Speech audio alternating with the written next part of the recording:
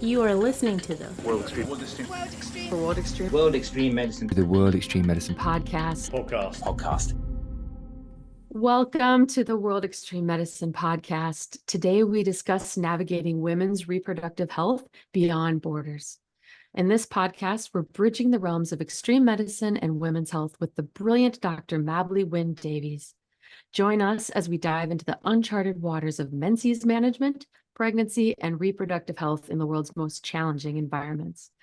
Get ready for raw, informative, and unapologetic conversations, practical tips, and a dash of adventure as we break the stigma and redefine the narrative around women's health in extreme environments.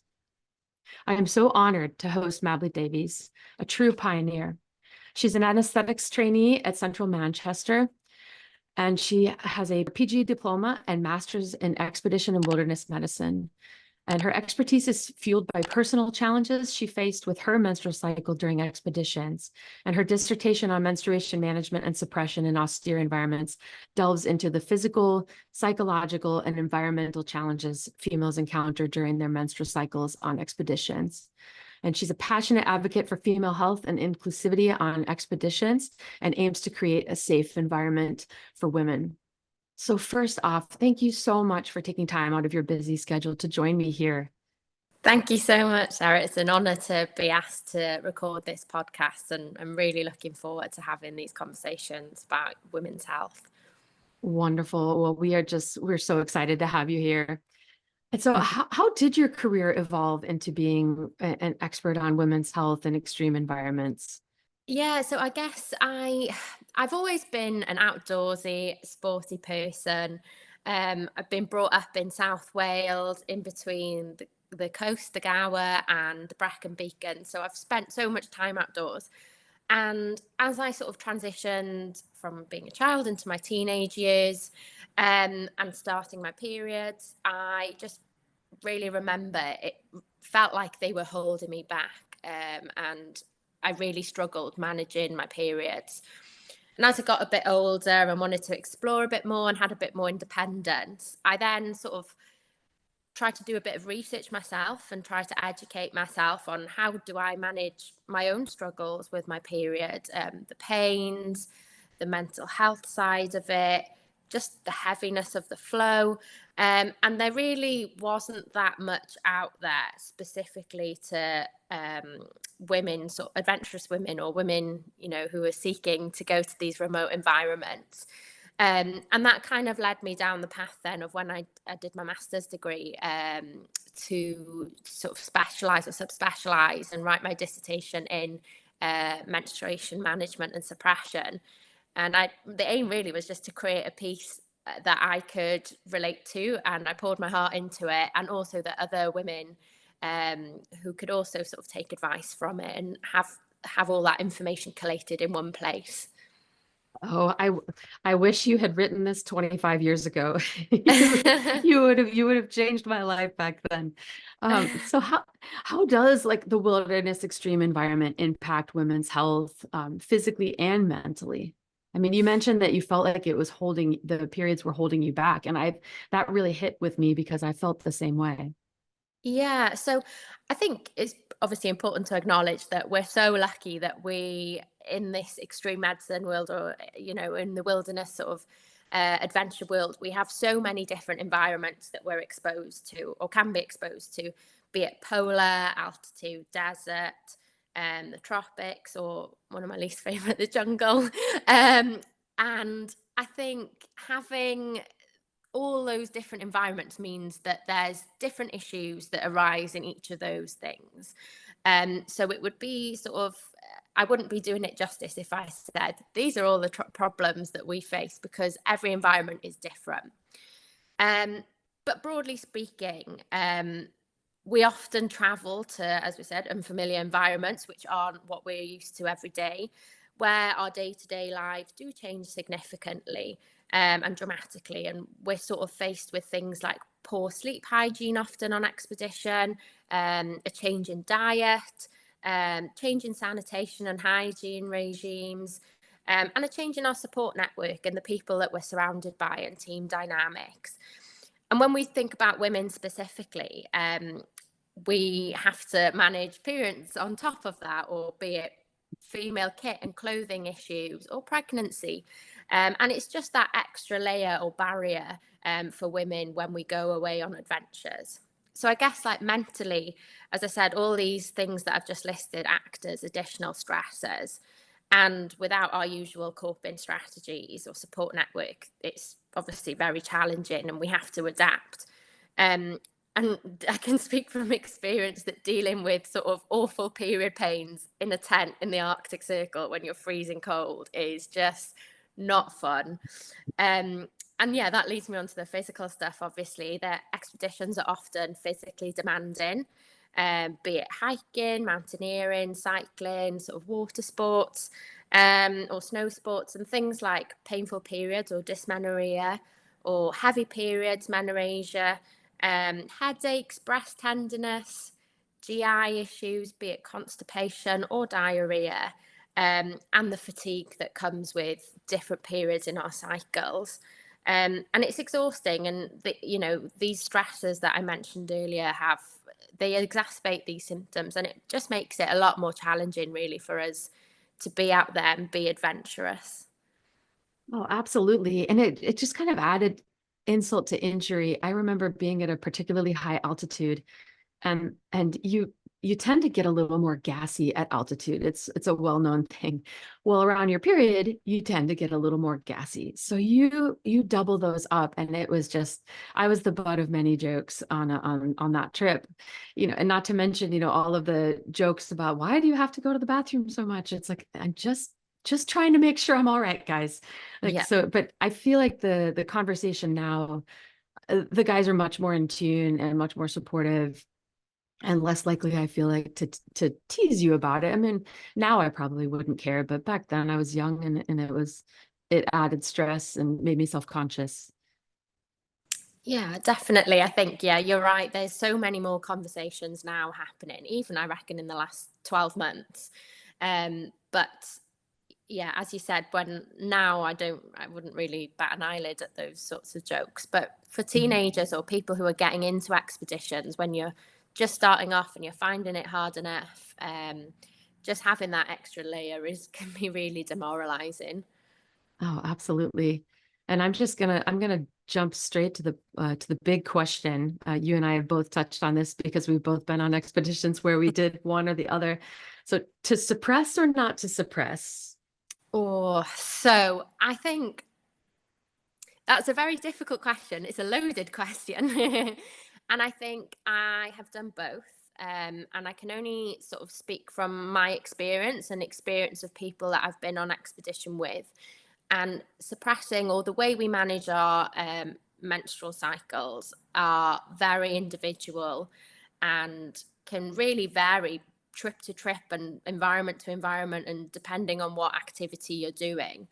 Um, I would say, for me personally, if I'm on away for quite a significant amount of time and I'm sort of active, not many access to bathrooms or sanitation facilities, I personally would choose to suppress. And in the past, I've used norethisterone or norethinderone, which is a medication that you take 3 times a day. And it's a progesterone only pill. But obviously, when you think about that, 3 times a day, when you've got a busy schedule and you're out and about, your sleep's all over the place, you're out of routine, it's really difficult to remember to take that pill 3 times a day, which puts you then at an increased risk of sort of breakthrough bleeding or spotting, which then makes you think, well, maybe I shouldn't have bothered even trying to suppress my period in the first place if I was going to bleed anyway. And like, yeah, as I said, on expedition, things change, you get ill, you get GI illnesses. It's happened to me when I was in Sierra Leone about 18 months ago. I was taking norethisterone and I got GI illness. I got a sickness bug. And it just really didn't cross my mind at the time, because I was sort of just confined to my room and trying to be as close to the toilet as I could. And obviously I was vomiting, so I wasn't absorbing, or I was probably vomiting back up the pills. And then I ended up getting probably, which was the worst period I've ever had in my life, because it's quite common that once you've suppressed your period, the next one that you get can be heavy, more painful, a bit more discomfort. So I had to deal with that then as well, on top of all this sort of sickness stuff. And I just couldn't believe how I hadn't thought about it, given that I'm obviously meant to be, an expert or a specialist in women's health in the wild. And it was, it just felt like proper kick in the teeth. And it was a definite lessons learned for me that if things do go wrong like that, it's really important that you probably you do still have stuff to manage your periods effectively. Oh, absolutely. And you don't expect, none of us, we all have our water purification methods and everything. And we're careful not to get sick in peri expedition times. And so I think, you don't see that one coming. Definitely not. And I think the key take home really with any suppression stuff, I'd say, is if it's something that you're interested in or you want to try, is to try it before you go, like prepare and plan. If that's the only take home you get from this podcast, is to prepare and to plan. And like there's so many good long acting methods of contraceptions out there that work really well to stop periods or cause amenorrhea. Things like the coil, contraceptive, the combined contraceptive pill, which you can take back to back. But I would say it's probably worth trying those before you go to see if it works for you, or because it can sometimes exacerbate sort of other different symptoms. Like you can still get the period pains even though you don't have the bleed. You can still get the breast tenderness and the headache. So it really is a sort of individual an individual decision, and worth thinking about, is it the bleeding itself that's the inconvenience that you're trying to stop, which for me often it is, or is it the other symptoms like the headaches and the breast tenderness and the period pains, which doesn't always get rid of those sorts of things. So it's really about weighing up what's your priority. And so do you have any like tips or tricks with managing, the hygiene and the menstrual cycle in the wild? Yeah, so I think I just before or sort of September time actually last year, I went to the Alps, and my partner and I, Rob, we walked the GR54, and that took us just about 10-11 days, and we wild camped the whole thing, and it was pretty tough going, and I sort of did a little personal experiment and chose not to suppress my period, and see what's it like, and how do I manage. And because I've always sort of, it's not the easy option to suppress, I'm not saying that, but sometimes it is better just to not think about the bleeding and the inconvenience. So I'd say what I personally do is I take Ziploc bags, sort of like the ones that you can get for kitchen stuff, double Ziploc bags. So I'll have one bag for clean products, and one bag for dirty products. So personally, I chose to use tampons, but I know that's not everybody's cup of tea. Like internal products are really sort of, again, individual and very personal, and there's lots of reasons why people don't use them, for religious or cultural, or just you're not comfortable with using them, which is also absolutely fine. But I think the main thing really is double Ziploc bags. Keep your clean stuff in one to stop them getting wet and saturated, and then keep your dirty ones in the other, to stop sort of spread of infection or smells, or just, it's just not nice having them around. And then depending on the type of expedition, actually, if it was somewhere that had like a base camp and you were sort of working out of that camp every day, I'd also probably put it in like a Tupperware box to make sure. I'm so paranoid about them getting saturated and wet and rained on, and then you're stuck. And then other things, so I took every opportunity then, that if I saw like any sort of big waste bins, disposal things, I could then get rid of some of the dirty stuff. But actually I did end up, just the nature of the trip and how remote we were, I did actually end up carrying my stuff until the end and then getting rid of it once we got back to the hotel. I also say I'm somebody who occasionally I do get heavy periods, and sometimes at night, particularly, I bleed through, and it's happened to me in a sleeping bag, and it's so annoying because like we take our sleeping bags to get dry cleaned every now and again, but it's just not the one when you're mid trip. So I always sleep with a sleeping bag liner, and of course it doesn't completely stop your sleeping bag getting sort of bled on, but it does add that extra layer, and it's a lot easier to, if it's just little sort of specks of blood or a little bit of spotting, it's so much easier just to pop your liner in the wash when you get home. And then I think as well, reusable underwear and reusable products. I've never personally got on with moon cups, but reusable underwear I think are really good. And I've not really used them on like a multi-day thing, but for example, we live near the Peak District, and we're out in the Peak District sort of once a week almost here at least. And I think they're great products for like just a day out in the hills, really minimal chafing, and sort of the products they don't dislodge or move. So I think they're really good options too, for shorter things perhaps. Oh, absolutely. I like trial and error back in the day. I started out with I did the 2 Ziploc thing. And then I ended up, I had some maybe questionable bear country. And so I was worried that it would attract them. And then also at one point, I was moving things around and someone was like, "What happened in your sleeping bag?" And it's like, don't you concern yourself with that. Don't you worry about that. But so I have now a dark dry bag that I put both of the Ziploc bags in. And this is just my secret little lady bag. And nobody needs to know what's in it. It's dark, it's waterproof, and seems to do the trick. Because you're not always with people you know well. Sometimes you're out there with, people you just met. Yeah, that's exactly it. And I think because I was with my partner, I was able to have an honest conversation with him and just say, look, I'm going to be on my period. You're going to need to give me like 5-10 minutes of privacy in the mornings and the evenings, just to sort of sort myself out and like freshen up and just, feel human, as much as you can on expedition. But yeah, you're right. Like if you're on a team-based thing or you've not met people before, it's really difficult to be, or it can be very difficult to be open.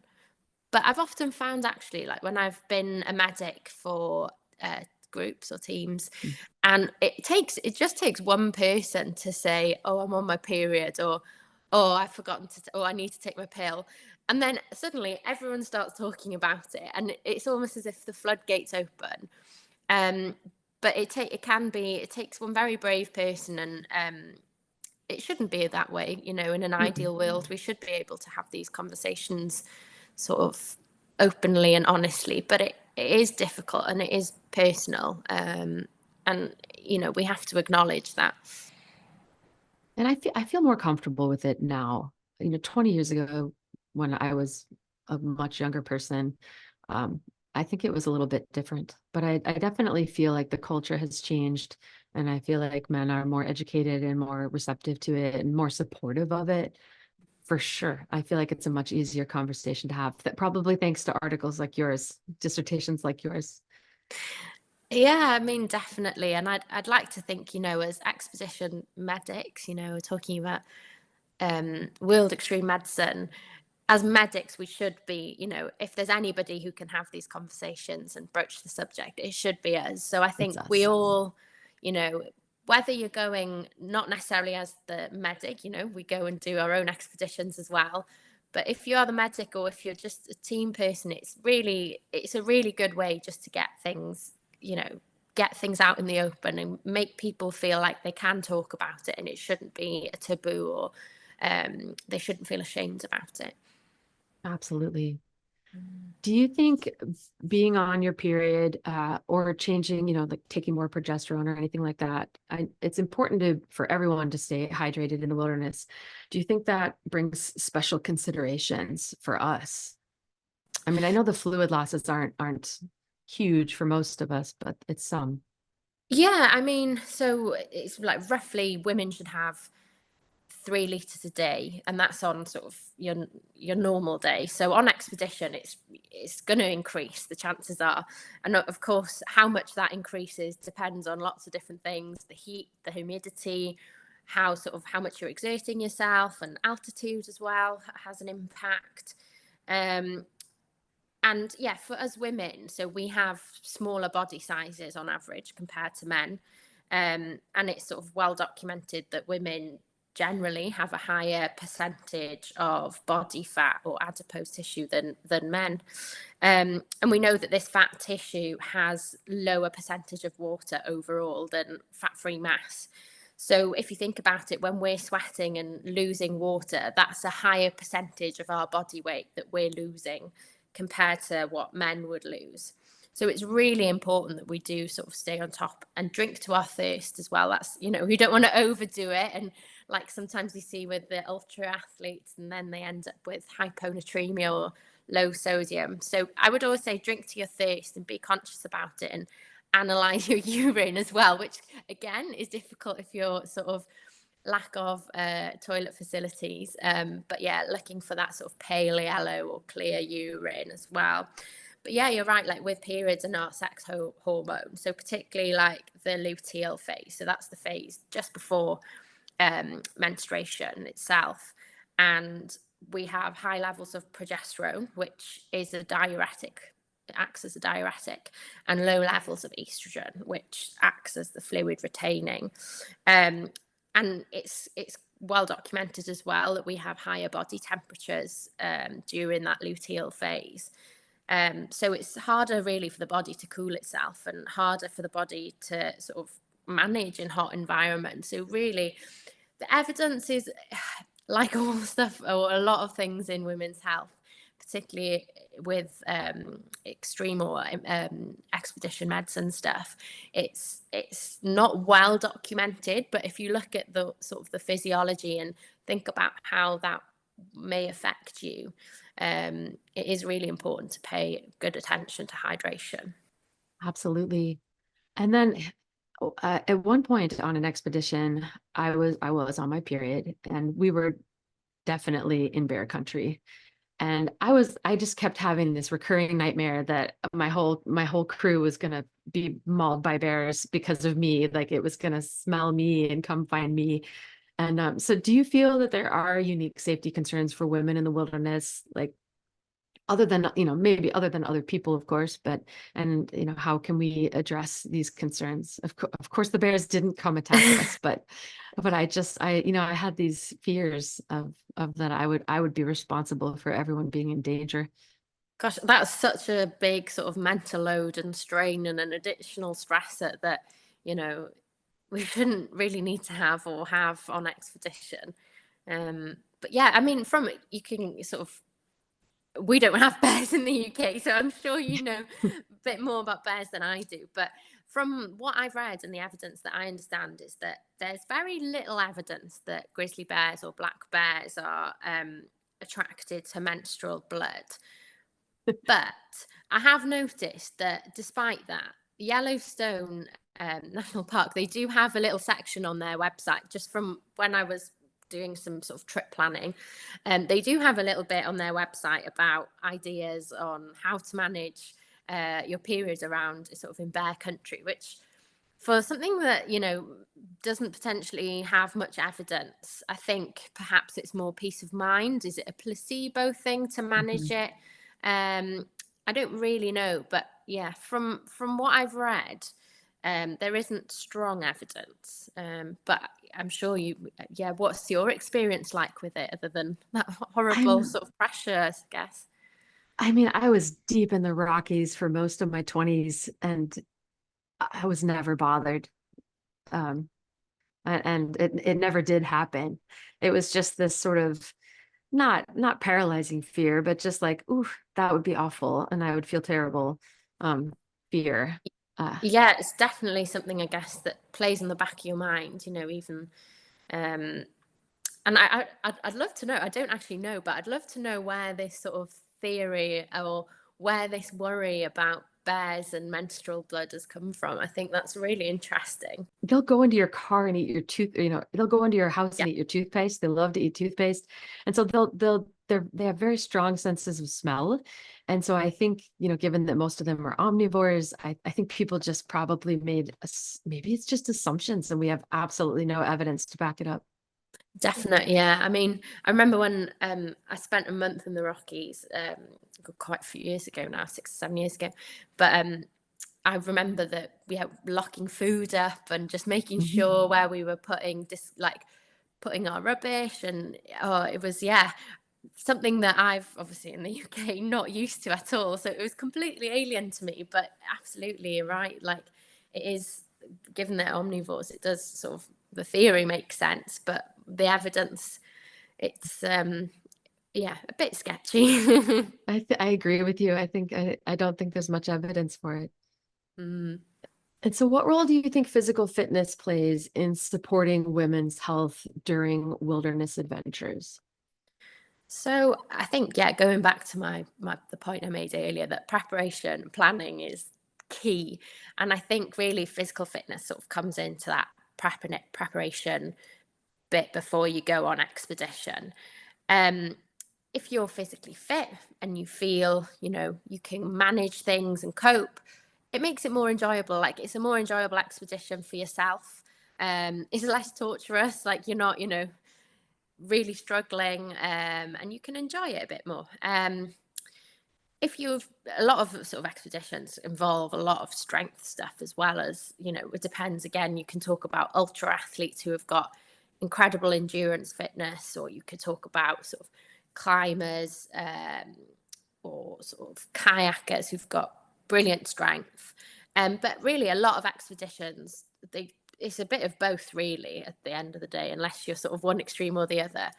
And I think looking after sort of your cardiovascular health is obviously key to reducing things like diabetes, high blood pressure, and other things that might cause you issues whilst you're away on expedition.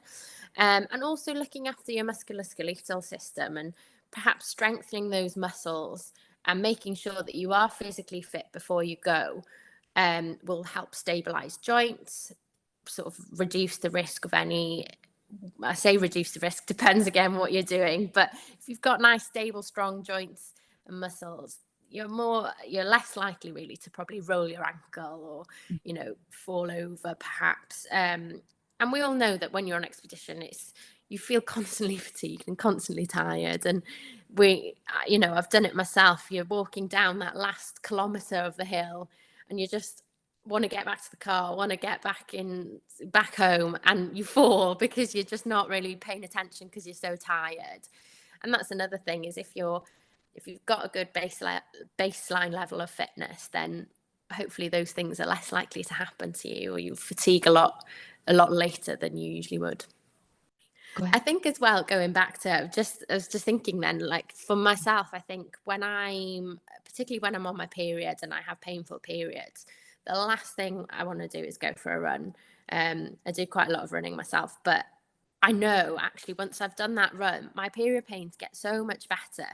And there's loads of evidence that, like, you get reduced bloating, it diverts the blood flow away from your uterus, and you get endorphin release, of course, with exercise as well. So actually, it seems a bit counterintuitive trying to drag myself away from my hot water bottle and the sofa, but I know I'll feel so much better for it. Oh, absolutely. Yes, that is the truth. And I feel like consistent exercise makes the periods lighter, and those endorphins really are so powerful. I guess there's the flip side as well, where you saying it makes periods lighter, but then I'm sure you've heard of like Red syndrome, which is the relative energy deficiency stuff, and common in not common, but it does happen in ultra athletes where they become amenorrheic and lose their periods because of over exercising and not sort of giving their body enough calories and all the proper nutrients that they need. And that can then lead to sort of bone problems and fragility fractures and osteoporosis. So there's the flip side, and there's definitely a happy medium where you don't want to overdo it and you want to look after yourself. But of course, we all know that exercise is good for us.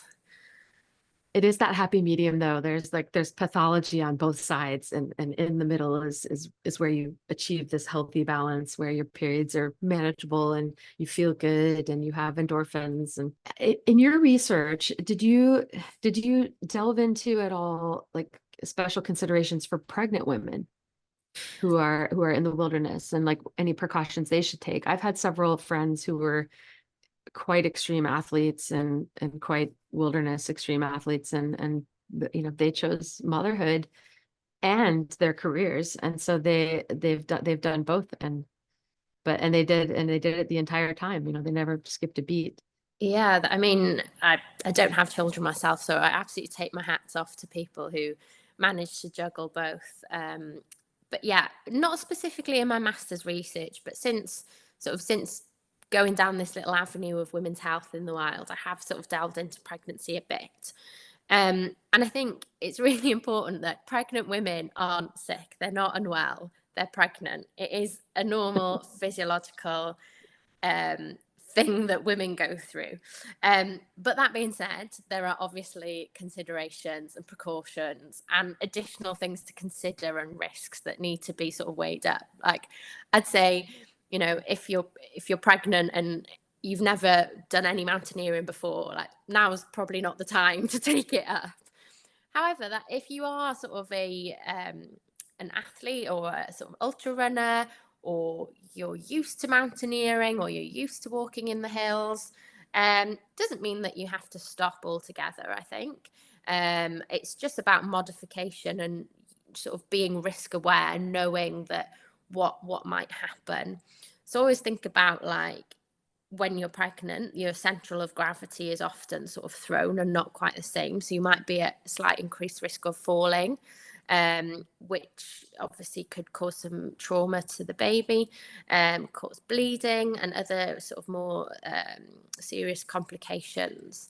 And then you probably want to think about where you are. So sort of if I was going up, I don't know, for example, Snowdonia, I think I'd probably be fairly comfortable doing that if I was, that's the other thing, having a comfortable and felt well during my pregnancy. But I would know that there was a good hospital, Ysbyty Gwynedd, reasonably nearby if I needed any help. Whereas if I was, going out into the back and beyond, where there was really no services or no maternity services anywhere, I'd probably think a little bit harder about it, and sort of think, is there anything else I can do, or any other challenges I can do whilst, I'm pregnant. And again, it depends how far gone you are, I think, as well. Like if you've not had a scan yet and you're in the early days, I'd say it's definitely worth having a scan just to make sure that everything's okay. And then the flip side of that is that you probably don't want to be going up and, not that you probably feel like it, but 38 weeks and risk of delivering. But I think, yeah, it's a happy medium, and just think about what you're capable of, what risks are you prepared to take, and how can you modify those risks, I'd say. Mm-hmm. And we touched on this before a little bit when we talked about like nutrition and exercise and balancing it, like outdoor activities and how they impact bone health in women, and what measures that they can take to maintain their bone density, like in extreme environments. Yeah, so it's well documented that sedentary lifestyles are associated with a decreased bone mineral density. And we exercise and do strength training to prevent that deterioration and prevent that from happening. And when we say sort of low bone mineral density, that's really another phrase for osteoporosis, where you can get your fragility fractures from minor trauma, or sometimes no trauma at all. And obviously that's not good if it happens in the wild, particularly as that's sort of the first indication of having osteoporosis or having low bone mineral density is a fracture. I'd say it depends on the sort of expedition you're going on. Again, I've said that lots of expeditions we know involve a lot of strength work. So hopefully you're sort of maintaining that sort of, or preventing that deterioration sort of on the go. But there are certain things like high altitude or very high altitude is known to negatively impact bone density. And that's because of you get hypoxic, the hyperbaric hypoxia. And there's things obviously you probably need to prepare before you go, make sure you're nice and strong as you would and fitness wise before you go. And also think about it when you come back that, you probably need to think about training, strength training, gradually get back into it to avoid any sort of trauma. And then obviously there's like the dietary supplements as well. And it's definitely worth speaking to a GP or a family doctor before you start taking some of those. But things like calcium and vitamin D that we know are crucial to bone health. It's worth, you can have blood tests to check those levels. Like I take vitamin D myself after I had a really load of random symptoms that I just couldn't pinpoint on anything, and found out my vitamin D was like in its boots because we don't get much sun in the UK. So I take vitamin D, and I mean, touch wood, I've not broken a bone, but I really hope that it's, that's doing something for my bone health. And I know there's like on space missions and stuff where they don't do lots of weight bearing stuff. It's crucial for them to take supplements, and bisphosphonates would be the extreme of that. But again, prescribed medication that would require a lot more investigation and consideration. How about what role does sleep play in women's health in extreme environments, and how can they be sure that they're getting adequate rest? Like camps wake at all different times. Yeah, I was going to say, I don't know what your experience is, but the expedition, or not all, but a lot of the expeditions I've been on, sleep is, oh gosh, it's a bit hit and miss. I'm not sure if that's your experience as well. It is. Like, how do they do it? And some of these guys, like, they only sleep like 4 or 5 hours a night and they're fine. I don't know. Yeah, it's beyond me.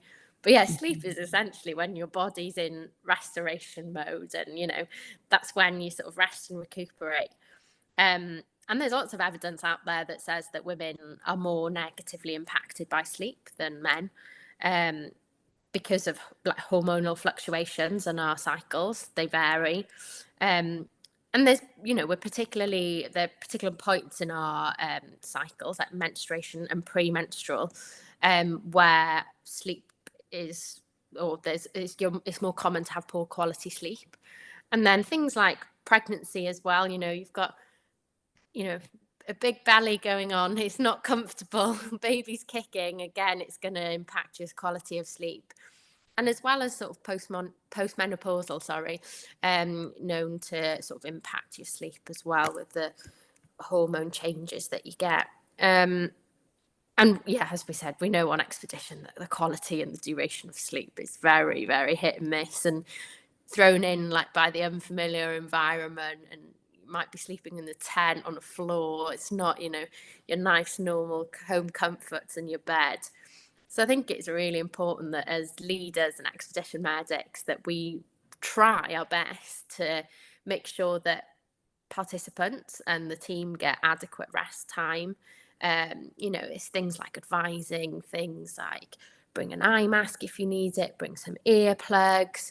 And for me, I really think that sleep is crucial for me. So I sort of make sure that I have a nice sleeping bag and a good quality sleeping mat, which I think is, if there's one thing I had to spend on.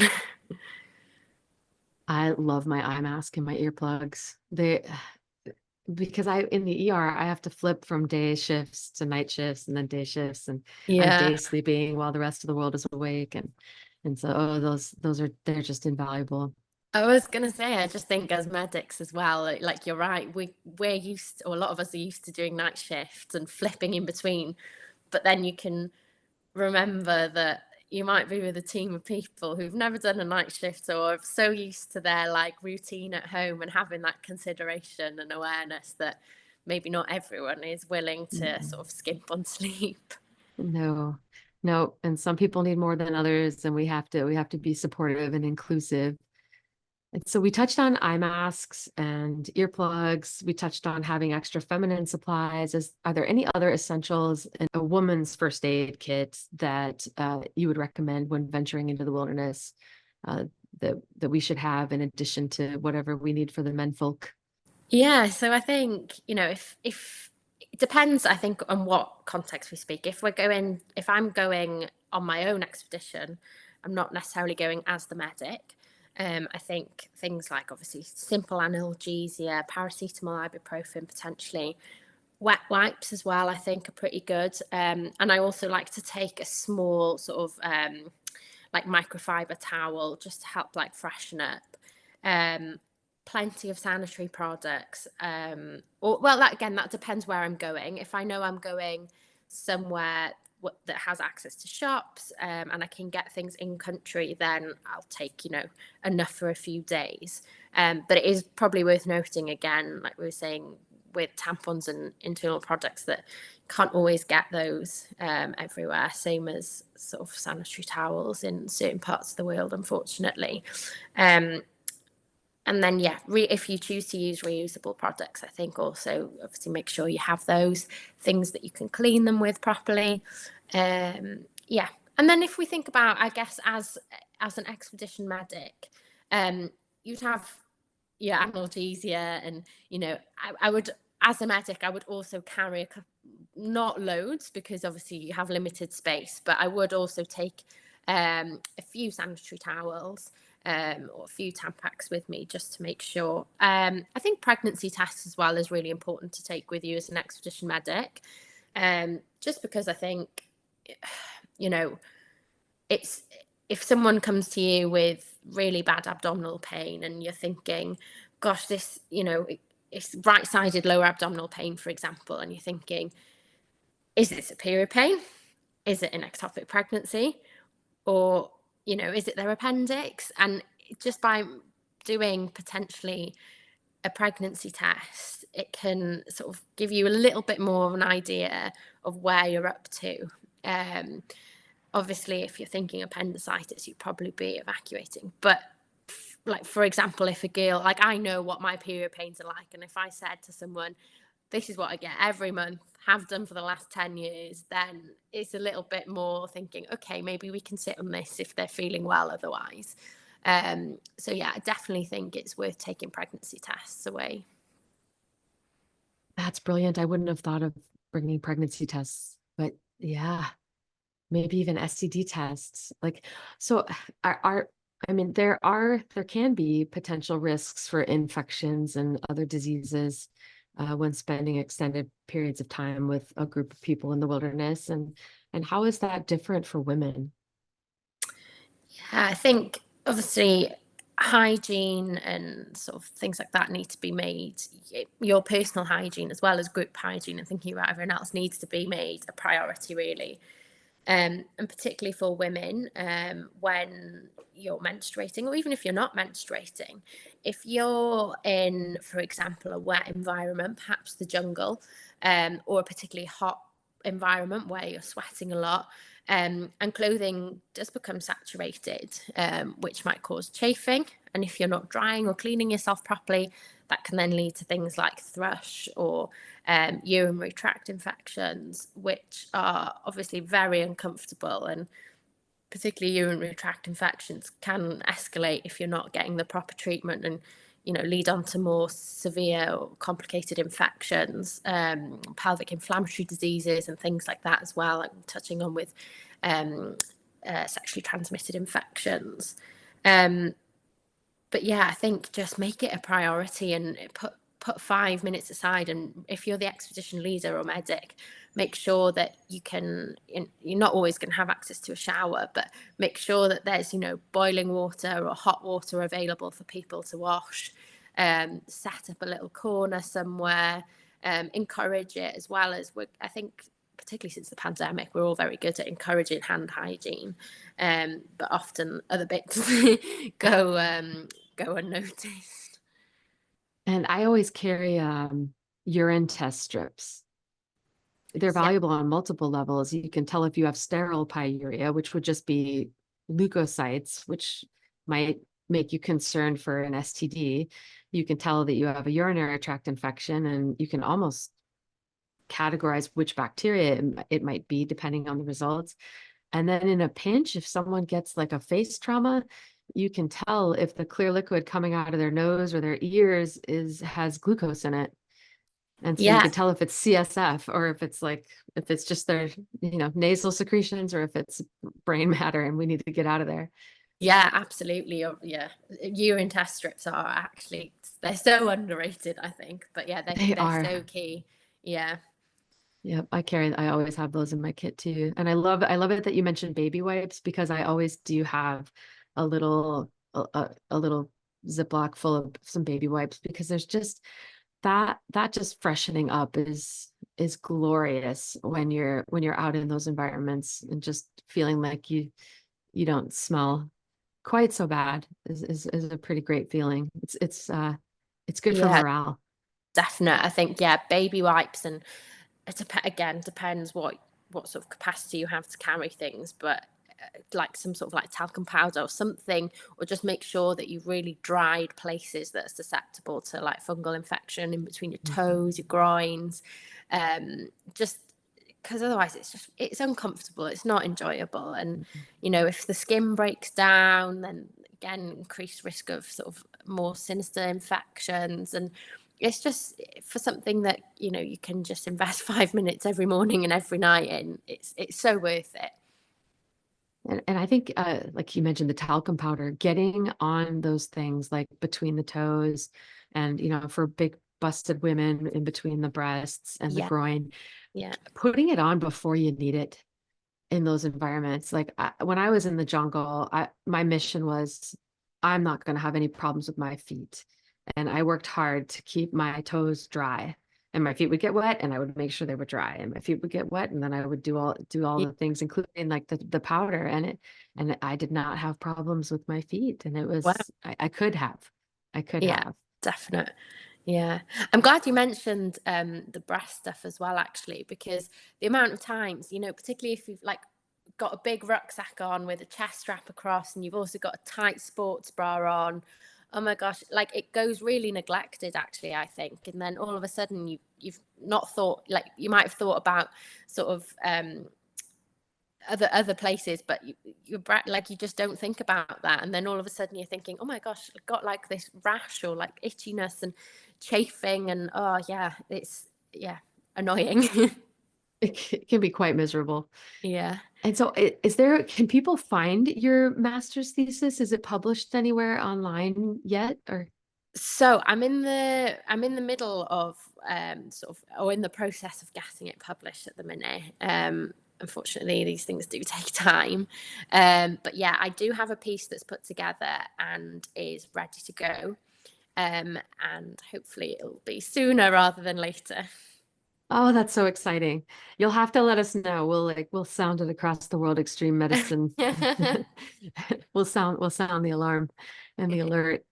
And then do you have any like resources or tools you direct people or patients to for women to educate themselves about wilderness health and safety? Do you know what? I wish I could list loads of things when you ask me that, but actually it's pretty limited about what's available. I think all the standard sort of wilderness medicine textbooks, the Oxford Handbook, is pretty good. There is a bit in there about women's health. There's other things there's a charity called Women in Sports. It's a UK-based charity, but I follow them on Instagram as well, and they just following tips, little ideas, stats. It's so interesting, and they do so much cool research, and encourage loads of young girls to get out and play sports and get outdoors.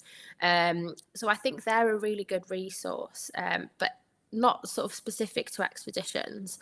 There's other things that I use as well, like Women's Running is a magazine. They're really good too. And then things like local communities, like our local bouldering wall here, they have a women's night, and often it's just sort of chatting to these people and learning from each other, because there's me saying use Ziploc bags and do this, do that. it's not, there's no scientific evidence in that. That's things I've learned or people have taught me.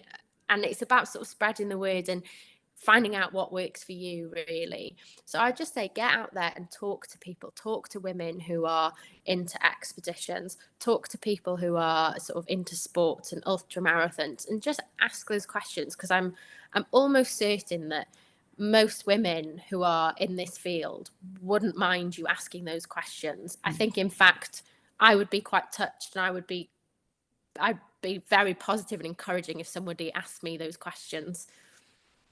On that note, how do people find you? Do you have public Instagram, or can people connect with you that way? Yes, so I'm on Instagram. You can find me at Mabli.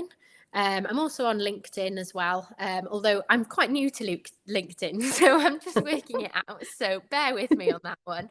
But yes, I am on Instagram. I'm also on Twitter, or X now, at Mabli96. And yeah, please, if you've got any comments or anything you want to ask or anything to add, even, we're all learning from each other in this world. And I really, I'm open to any messages. I love it that you've taken on this challenge, and this particular challenge, and bringing a voice to this really important topic. And so for young medics, like if there's a young girl out there who's thinking, oh, maybe I want to go to medical school, I want to be her, I want to do what she does, what advice would you have for them? I think in terms of medicine, I mean, unfortunately or fortunately, med school is just a bit of a rigmarole and a little bit of a treadmill that you need to get on and just get through. In terms of sort of expedition medicine and what I've done since I've graduated, so you said at the start, so I'm an anaesthetic trainee. I work in the Northwest. I work at 80%, so I'm slightly less than full time. So it gives me an opportunity to do these extra bits. But I'd say my biggest piece of advice really is, if you're sort of just about to graduate or in med school or have graduated, whatever stage you're at, my biggest piece of advice is just get out there, get on some expeditions, not necessarily as a medic, but just sort of be confident in the wild. Be confident, even if it's just sort of going wild camping in the UK or sort of smaller trips. Just make sure your sort of expedition skills are up to scratch, because the medicine will come. The medicine comes with experience. And you will pick up, if you're a jungle enthusiast, unlike me, and you're used to going to the jungle, you learn a lot about, the things that you need to, the precautions you need to take, and the risks and the dangers that are there, same as any environment. So I would say, just get out there. The medicine will come, the opportunities will come. Attend some courses. I did the World Extreme Medicine course at Brennan just after I'd graduated, and that was really, really good for sort of networking and meeting people who were like-minded, and doing some really, really cool and interesting stuff. And that's really how the opportunities grew then for me, to get out there and actually do some expedition medicine. And what do you feel the masters in extreme and expedition medicine has brought to your career and to you as a human being? So I think if you'd have asked me 10 years ago that I would be doing another degree on top of my medical degree, I think I would have laughed. So a lot of people, so my first language is Welsh. I speak Welsh to all my family. I did all my GCSEs, my A levels, went to a Welsh speaking school, all through the medium of Welsh. So my written English is, well, it's better now, but it's not what it should be. So writing a dissertation for me was a big challenge. I also didn't think I'd be somebody who was interested in research, because I'm a lot more I thought I was a lot more hands-on, practical. I like just being out there doing stuff. But picking this topic, women, menstruation and women's health, and actually I loved it. I loved every second of writing that dissertation, which I feel like not many people can say at all. But picking something I was genuinely interested in, and it's opened so many doors. I mean, I wouldn't be here speaking to you if I hadn't done all this research or work. I was at the conference, the World Extreme Medicine Conference in Edinburgh in November. I've done lots of posters in other places, at the conferences as well. And it's really good just to get out there and network. So yeah, and I've met so many fantastic people and women who just continue to inspire me and open my eyes and teach me new things as well. It really is an incredible network. And for anyone listening, I highly recommend you attend our expo every year in Edinburgh. It will leave you feeling inspired. If you're fighting a little bit of burnout, it does not matter what area of medicine you are in. You will learn so much and you will network and you will leave feeling refreshed and invigorated for taking care of people and for reclaiming the adventure inside you. And so do you have any other parting thoughts or any other thoughts for the young medics or other medics out there?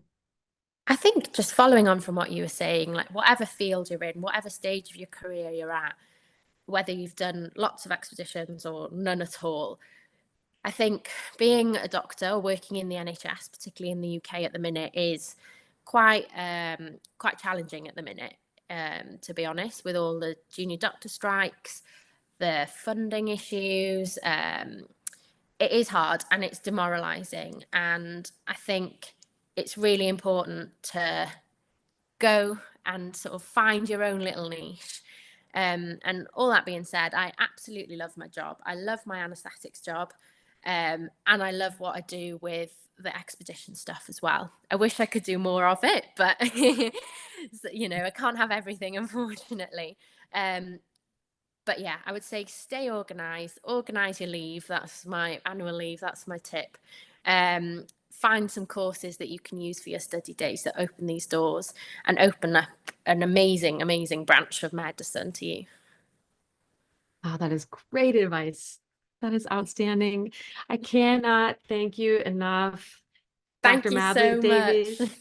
Thank you for Thank joining me you. here. This is just, I've really enjoyed this. It's such an important topic, and you've done such an amazing job of putting all of this information together into a digestible format. And I cannot wait to read your dissertation. Thank you very much. You are so welcome. And thank you again to everyone listening. And if you are listening with us, you too are an extreme medic, and we welcome you to the World Extreme Medicine family. So please stay safe out there, but always keep pushing your boundaries. And don't forget to look into the platform of World Extreme Medicine courses available on our website and join us in Edinburgh. You won't be sorry. Thanks for listening to the episode. Please feel free to rate, review, and subscribe on whichever platform you're listening to. Please also head over to the World Extreme Medicine website, where you can find more engaging content on extreme medicine webinars and indeed the collection of courses from our global network, including humanitarian, disaster relief, expedition, space, military, tactical, and performance medicine. Thanks again.